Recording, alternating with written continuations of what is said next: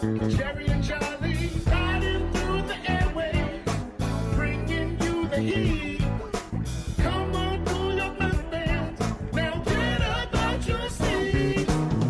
They're bringing you all things Mets. They're bringing you all things Mets. They're bringing you all things Mets. Now you're listening to Chase Station. Today is Friday, October 14th. The clock just passed midnight a half hour ago. We're recording a late night episode because games like that call for immediate, raw reactions. The Mets, on the brink of death, surge back for an unforgettable 4-2 victory. They are moving on to the National League Division Series against the Philadelphia Phillies, the first time they have advanced in the postseason in 10 years, and they did so in one of the most emphatic, unforgettable ways possible.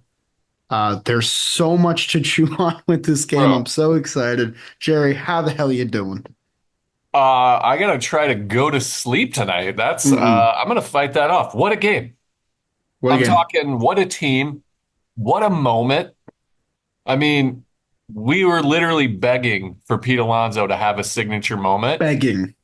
And does it get better than that? You can't script a better situation than that.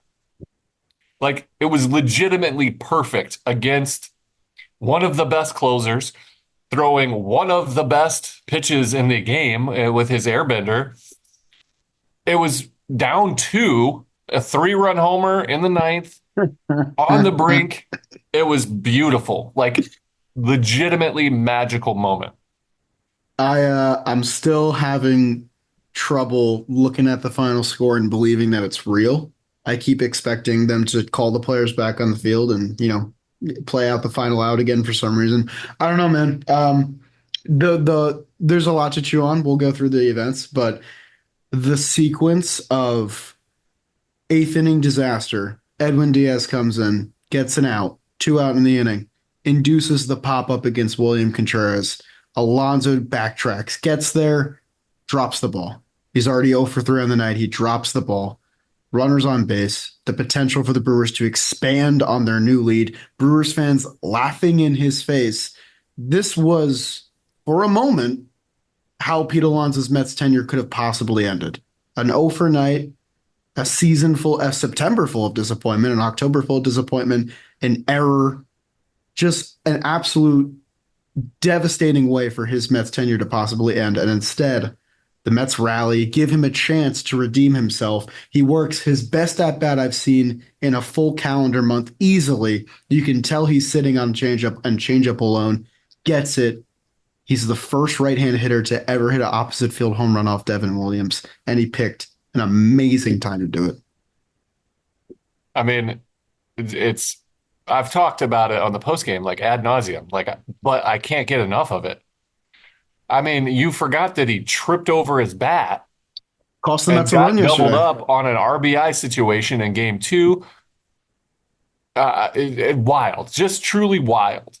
And then to come through, like, it's hard for me not to think past where we are, but this feels like you've unlocked Pete Alonso. Like He might be on the verge of one of those runs that we've talked about a lot. I hope it is. I hope it's a Daniel Murphy tear through, but less surprising because he's one of the best home run hitters in the game. Do you want to dive into any of the other performances? I want to dive into a lot here. I first want to start with some golf claps and a cheers to Jose Quintana. I'll cheer Tall you order with my tonight, orange turmeric juice. It's basically the same thing as a Miller High Life, right? It's the same thing. Champagne of beers. I'm happy for you. Not a sponsor, unfortunately. Interesting. Maybe one day. Jose Quintana. Here's the game 3 ball. Go out there, do your best, do what you can against a Brewers offense that's going to play with their hair on fire. 5 shutout innings. He negotiates base runners in basically every inning.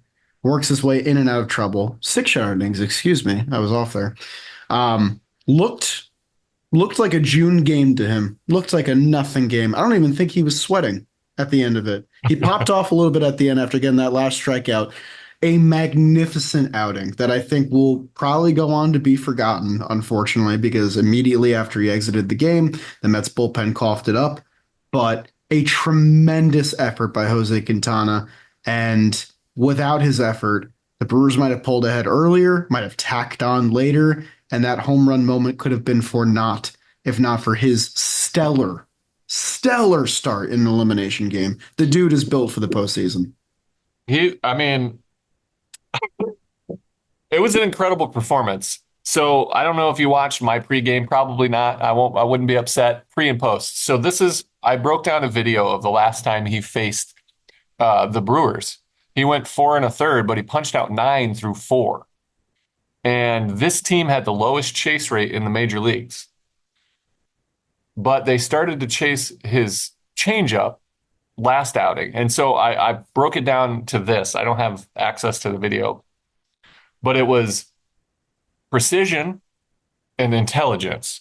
So the precision, he was absolutely painting his sinker down, hitting corners, and then off of that, he was throwing that changeup off of it. And it was just bottom of the zone sinker, and then they're down to 2 strikes, and then he throws that changeup. They have to respect it, and they were swinging over it.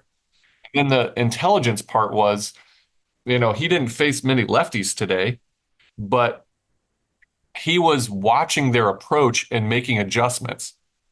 It was Garrett Mitchell, the one I broke down, but he paid attention mid at bat, and this was Luis Torrens catching, so it's not just Alvarez, but he was just so precise tonight, and the Brewers were chasing.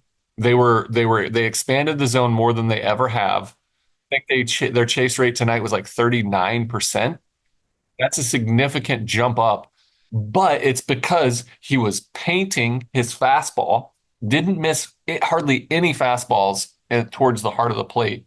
And then he used his changeup so well, and he deployed his curveball, and he kept them at bay. He took advantage of when they were aggressive. When he fell behind and they didn't chase, he made the exact right pitch, painted at the bottom. Marvelous 6 shutout innings for him to yell in that manner. He well deserved to outpitch. I mean, he was borderline DFA'd earlier in the season. I know a lot of people were calling for him to be exited. Hand up. That was me. I literally said those words. I printed them on a social media platform, and I will eat those words all day. Hey, and then for him to go on the run that he went on and against it, this is a tough matchup for him. Oh, yeah. A team that doesn't chase and makes him, because he doesn't have plus stuff. Right. To make him throw strikes is a tough matchup, but he stepped up huge. And that was an amazing performance. One that I won't forget, that you won't forget. But this is, will be the Pete Alonso home run game for sure. Of course. But nothing leads up to that if he doesn't go 6 shutout. I mean, you're talking about a guy with a fastball that tops out at 91, and for the earlier part in the game, he really wasn't able to get it above the zone as much as you would have liked. Gary Sanchez had a couple of really good swings on him. It looked like, and maybe this is just 2020 hindsight, whatever. It looked like a lot of the Brewers were looking for the long ball, and they were taking massive cuts against Jose Quintana, and that worked to his advantage. They were really not working counts deep for him. I think entering the 6th inning, he had like 70 pitches or something like that. He didn't have to work very hard to get through 6. And for him, the key to it all was just sequencing. This was the most fun I'd ever had watching Jose Quintana pitch, because he looked like he had a game plan that he was perfectly executing. He was throwing nasty curveballs to the younger Milwaukee hitters that were chasing, specifically Joey Ortiz, who kept getting fooled on it down in the zone. They finally found a way to neutralize Bryce Terang for once. He finally was not causing complete chaos on the base paths and on the field. And he went toe-to-toe with Tobias Myers, who in my notes before this game on our previous pod, I said that he hadn't gone more than 4 innings in a while. Logically, he did that tonight. Of course he did. You should have went Looked more. should have went more. I tweeted sarcastically, "Man, I hope Pat Murphy takes the ball and shakes his hand for no reason." And then he did, which was awesome. In Pat Murphy's defense, the Mets only had 2 hits, and the guy leading off was Francisco Lindor, who had both of those hits. So if he were ever going to pull him early, he might have thrown 9 if they sent him back out. But Yeah, but like, come on, man. You gotta feel it's for the not bad to game go to there. Trevor McGill to throw a Yeah. hundo, Who but throws the easiest hundred I've ever that's their seen. MO. But you're Yeah. right. And again, it wasn't just a game plan, it was an adjustment to the way the game was going because the Mets were doing the same thing for the most part in Atlanta and the first couple games in Milwaukee before they won game 3, then went back to Atlanta. Everyone was trying to win the game, get the monkey off their back. They were pressing. That's what the Brewers were doing tonight. It worked out for them because when Budo came in, they got 2 huge home runs, like back to back. It was like heartbreaker. Um, you mentioned who else? You mentioned Diaz coming in. Yeah. Diaz has thrown 105 pitches in 5 days. That is a starting pitcher. He's never done that before, not even Yep. close. Yeah. What a gutsy performance. And it looked like it was going off the rails because you didn't mention the fact that he was all over the place when he first Oh came in. yeah. I mean, those 5 outs on the box score look nice, but they were an The adventurous five last outs to three, get. the last three, he had 2 punch outs and a little tapper back to him that he flipped, but it went walk in the 7th inning. It went walk, pop out to left, walk. They had 3 stolen bases. Yeah, because Diaz gives it up for free. Correct. And then Pete drops that ball and then he punches him. They didn't give him an error, by the way. What? I don't, they It did, hit they his had, glove. I know he was camped, Isn't that but the rule? Whatever. It that's doesn't the matter. rule. Yeah. But, That's crazy. but he came back out gutsy, came back Yep. out, went 1, 2, 3 real quick and got the offense back in. And then Dude. I mean, there's a Francisco world Lindor, where that lead expands. I mean, even before we go to that ninth inning, I know that, Diaz's 5 outs were adventurous, but like what other option do you have? Do you throw Reed a second day? Do you throw Ryan a third day? Do you bring yeah, in Peterson early? Like it was his ball. I think they brought him in at the right time. agreed. And it was scary. A lot of fastballs sailed high. Alvarez had some nice saves. But bottom line, Diaz got the job done and kept you in the game. Agreed. I couldn't agree more. The top of the ninth, we'll go there. Sure, Cron. Lindor Lindor had an incredible at bat. At Like bat of the season, maybe. just an absolutely incredible at bat to work a walk against Devin Williams. An absolute table setter. He didn't try. He understood that he can't hit a 2-run home run with nobody on base. Wanted to find a way on base, fought off some really good pitches, worked a walk. Tremendous. Vientos tried to pull the ball like he has been kind of like trying his power. If I could talk to him, Mm, do what Pete did because yeah. your power is to the right side. If you let the ball get deep, you don't have to try to pull the ball for a home run. I know you want to be a hero. It's the postseason. Let the ball get to you and then hit it out. That's the thing. But then Nimmo has a great at bat, gets a pitch that he can handle, gets a knock, first and third, 1 out. Nemo's knock was so big. Clutch, dude. So big. Clutch. And then it was like, all right, the way this is going, is Pete gonna roll one over and get a 6-4-3 double Mm, play God. to end his tenure? It felt like that was it. But instead, he choked up a little bit and had a game plan and then executed it perfectly. Hits the huge home run. I mean, the biggest home run I've ever seen. Nobody has ever in postseason history hit a home run to take the lead in the ninth inning down 2 runs. It's never happened. It's never happened. Do you want to Never. know do you want to know something crazy? Yeah, I'm gonna So turn on a light so I don't like wearing makeup sucks. And then you I look have to like wash great. my face. I'm You so look red. I look like great. I look like a corpse. Go get your light. I'll tell the fans this stat.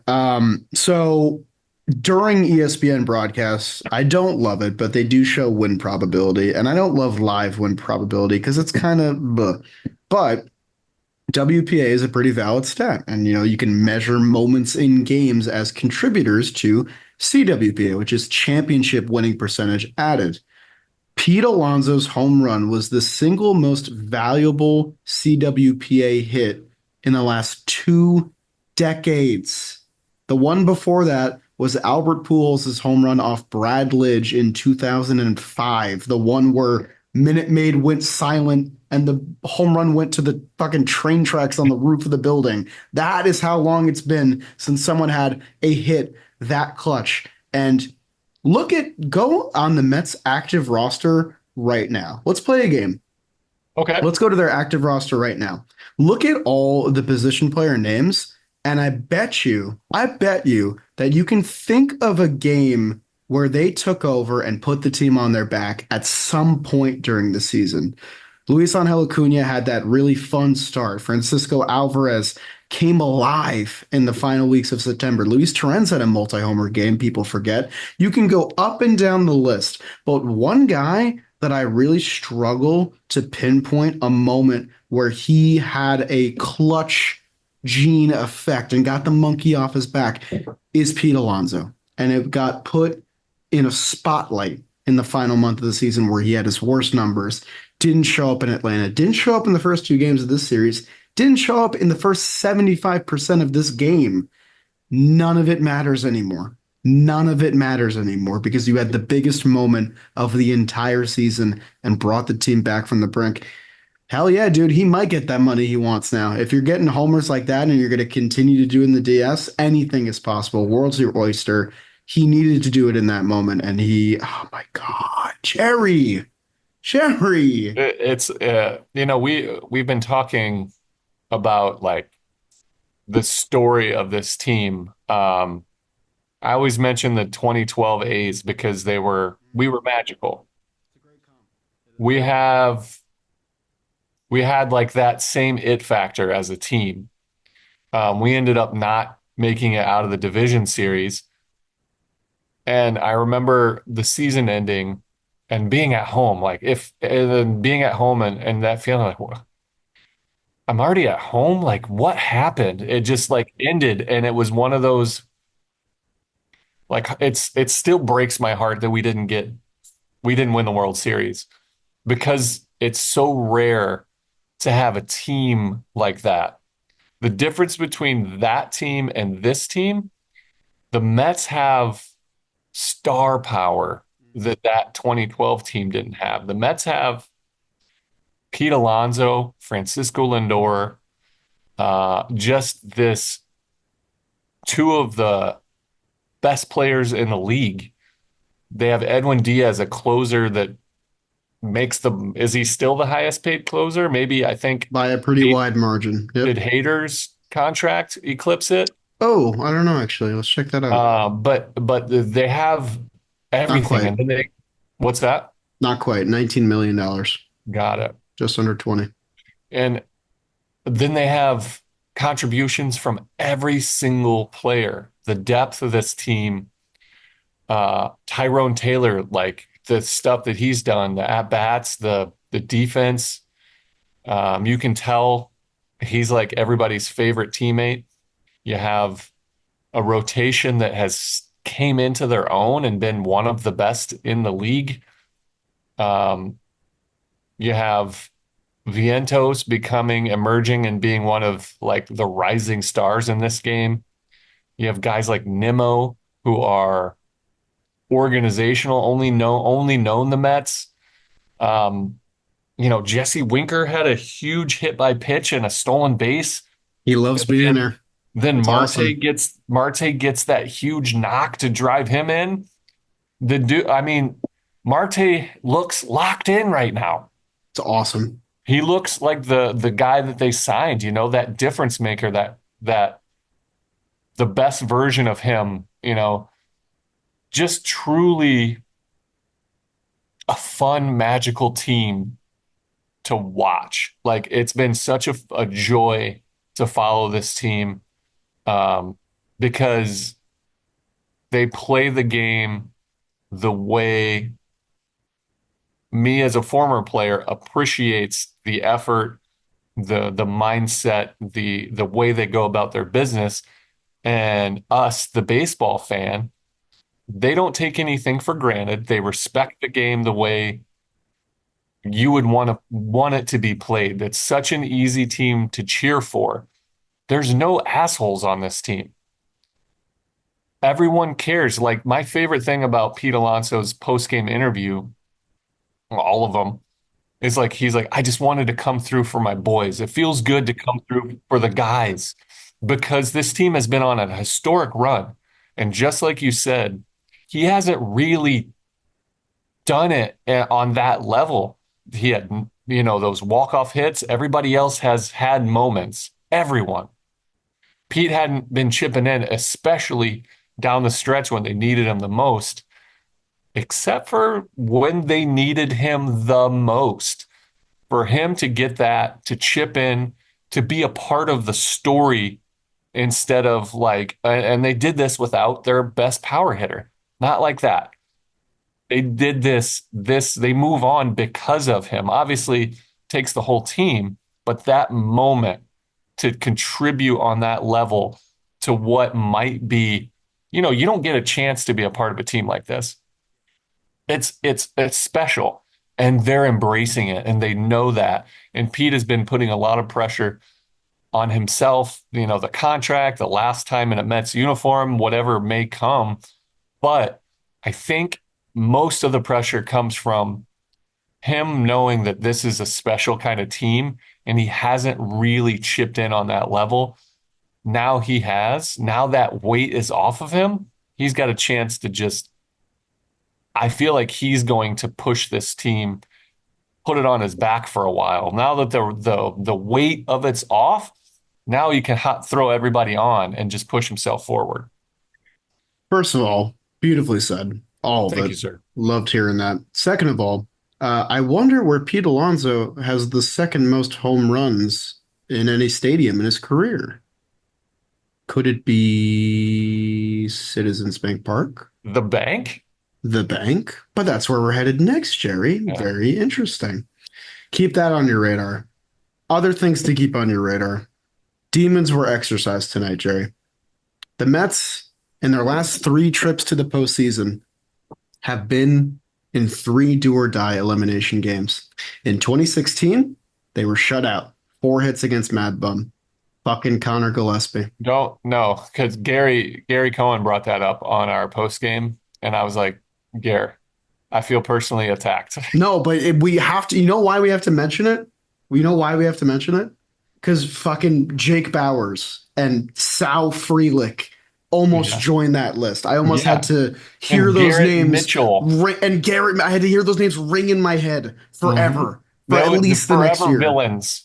That almost was the world we lived in. 2022, 1 hit shutout. We all remember that. Joe Musgrove. Tobias Myers looked like Joe Musgrove tonight.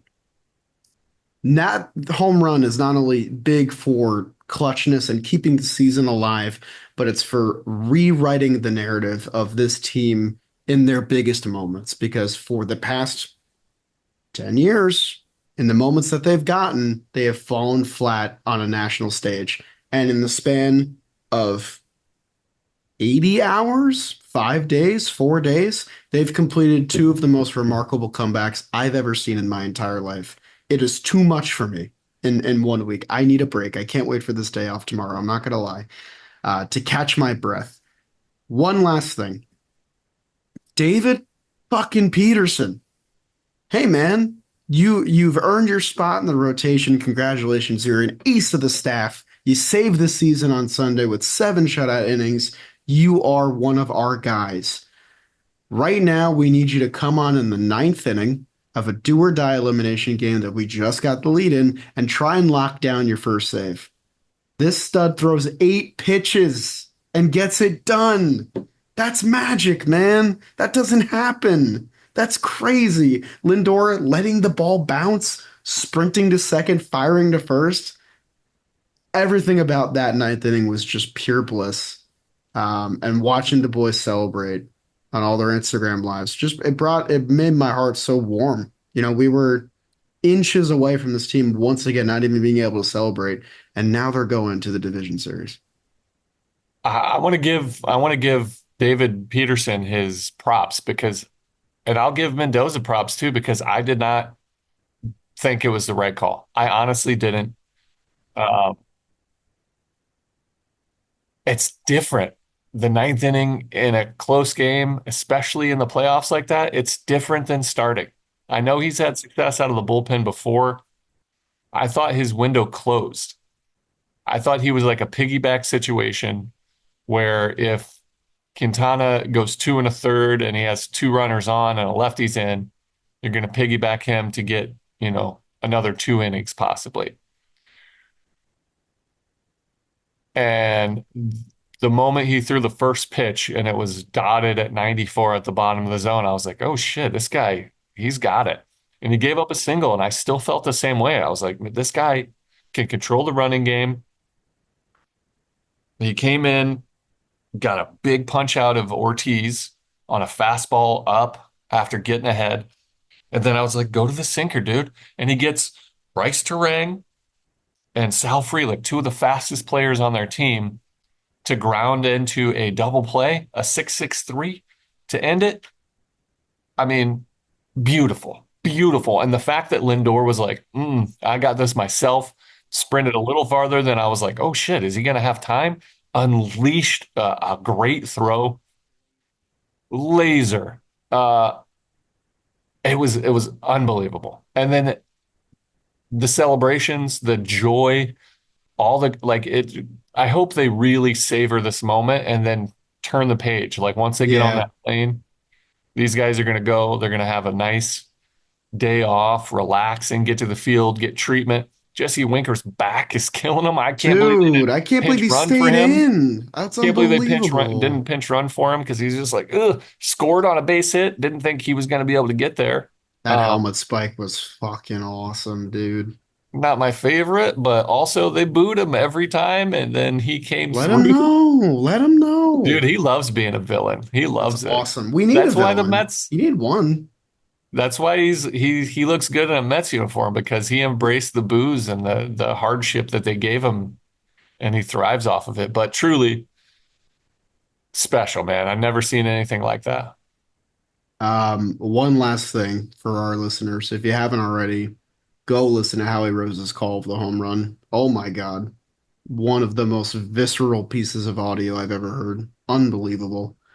Um, I can't even begin to wrap my head around Phillies preview, so I think we'll probably just save that for another day. If Okay, you're okay with, I mean, I think Tyler McGill's starting. Who the I hell think so knows? too. The boys are getting drunk right now, so I don't think they're worrying about that. This is a formidable team. This is a team I don't think you want to run into. I mean, This is the team, I think. This is the team.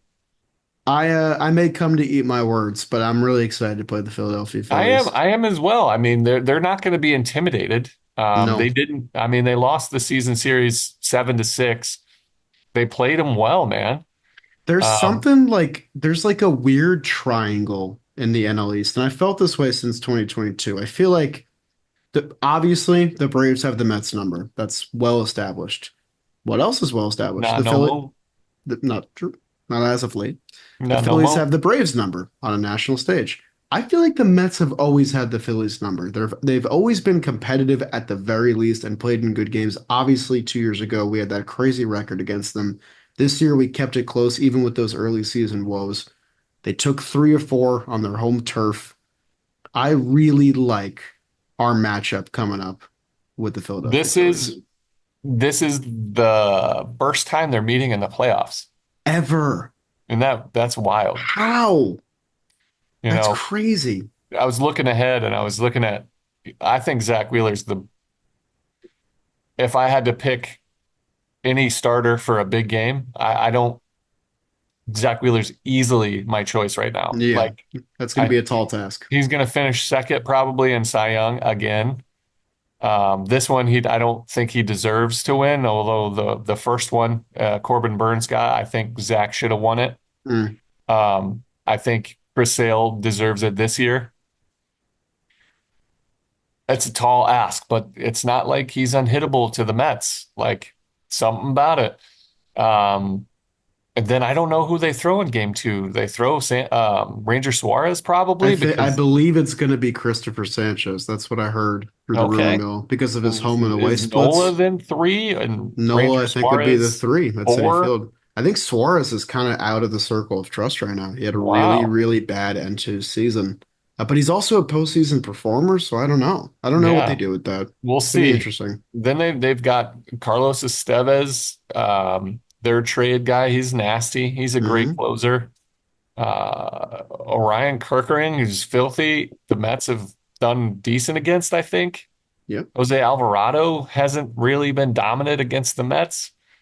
Um, Matt Strom is good, but I think they've got to him, if I'm not mistaken. It's a vulnerable team. I mean, there was a lot of discussion this year about how wide open the entire field is. The best team had 95 wins this year. Go out there and take it, man. I mean, back-to-back years before this, the sixth seed in the NL won the pennant. We're the sixth seed, and we've just come off maybe the most improbable victory in the past 5 years of baseball. Go out there and take it. Keep shocking the world. Keep shocking the world. It's going to be a fun one, man. It's star-filled on both sides. Um, it's going to be good. It's Oh, good for Jerry. baseball. Do you know what I was thinking when I was in the live lounge watching this game on stream? I was thinking about all the things I'd have to say on Chase Station to rationalize another deflating, shitty loss. I'd have to think about, oh, well, I mean, this season was great. It was a step in the right direction. This was always a transition year. Take things for what they are, silver linings. Screw that. Screw that. Let's go win some games, man. Let's go win some games. I'm in. Let's do it. I think that's all I got. Same, man. This is a historic Historic. a historic run that we're witnessing. Enjoy the ride, man. Never A forget lot of these Mets days. gear out in the city tomorrow, I hope. It's awesome. I love having random strangers come up to me and just talk about the Mets. It's beautiful. Beautiful. Love the city. Enjoy it, guys, because it's special. Guys, we'll see you when we see you. NLDS Game 1 is this Saturday. The Mets are not dead yet, believe it or not. Let's go, Mets. Let's go, Mets. Enjoy that off day. They need it. New York to Couple. Atlanta to Milwaukee to Atlanta to Milwaukee to Philadelphia. Shay Station, Jerry and Charlie. Shay Station, Jerry and Charlie. Thank you all for coming. Hope you enjoyed the show. We will see you next time. Where we'll be back below.